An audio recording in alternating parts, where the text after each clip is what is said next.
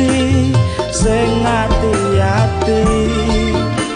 iso kumandhem esuk tekan soken mergo sadar diri kula dudu sinten-sinten ya wis ben mung tak pendem rasa sing ana ing jero dada tetep tak dongakno muga urip mulya iso kumawon muga ora gedon cekap semanten matur